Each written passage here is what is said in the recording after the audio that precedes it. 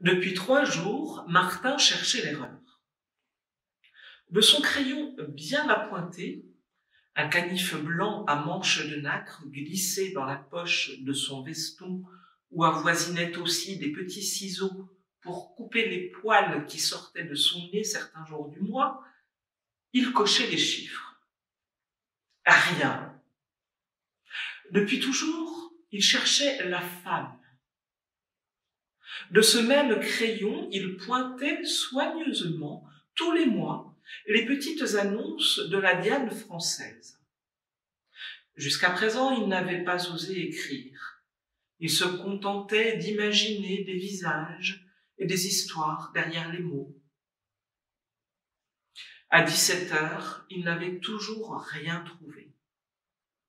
« Vous avez besoin de lunettes », avait dit le docteur lors de la visite de la médecine du travail. « Pour un comptable, la vue, c'est vital. »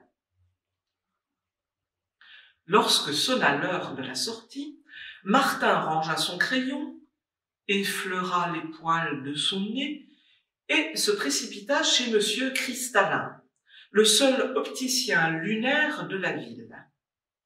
À lui, on pouvait demander la lune.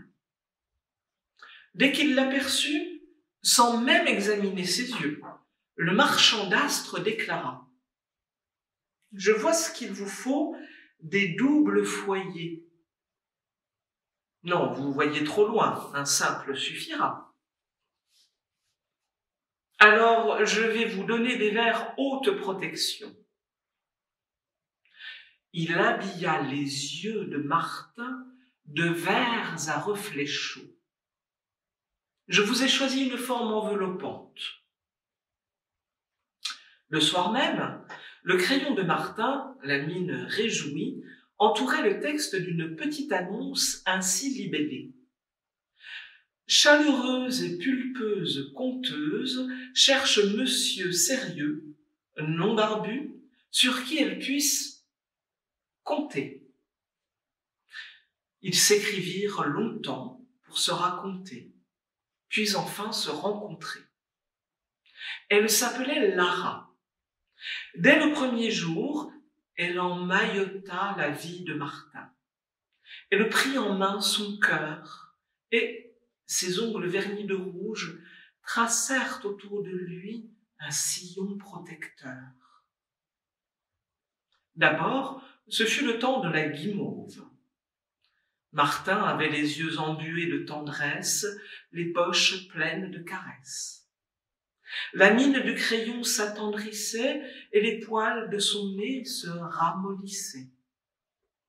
Chaque matin, Lara déroulait un tapis rouge. Elle ouvrait ses grandes ailes de sécurité où Martin se blottissait en y mettant des hares de bien-être. Puis vint le temps de la glu. Le giron de Lara devint collant, sa présence envahissante, ses gros bras trop enveloppants. Un jour, il s'arracha avec difficulté de ce nid poissé de douceur et prit son crayon à bout rond pour laisser un mot d'adieu. Ce jour-là, elle était absente. Heureusement, sinon, elle lui aurait arraché les yeux.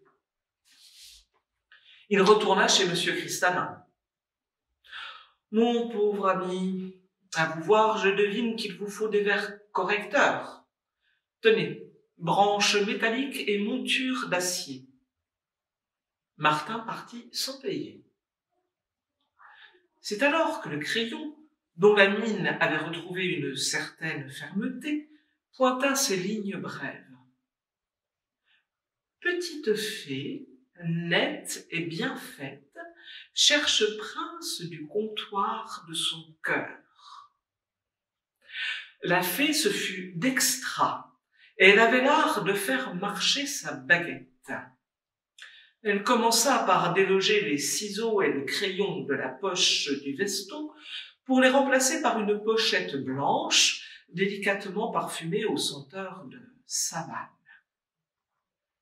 Elle lui caressait la nuque en l'appelant « mon gros minet » ou « mon tigre de Bali. Martin baissa la tête et s'essuya les pieds avant de franchir le seuil. Puis la baguette se changea en une badine inflexible. Dextra contrôlait, corrigeait, donnait des ordres. Martin ne pouvait plus tenir ses comptes. La mine du crayon était trop sèche. Les poils du nez, eux aussi, étaient durs et piquants. Elle lui marchait sans arrêt sur les pieds, au point de les lui casser. Il prit alors le canif et les petits ciseaux et pratiqua dans le sceptre souverain une incision profonde. Il partit ensuite en clopinant chez le vendeur de petites lunes. Il rugissait encore lorsqu'il poussa la porte du magasin. « En fin de compte, vous devriez faire un troisième essai. J'ai des verres. » « Non.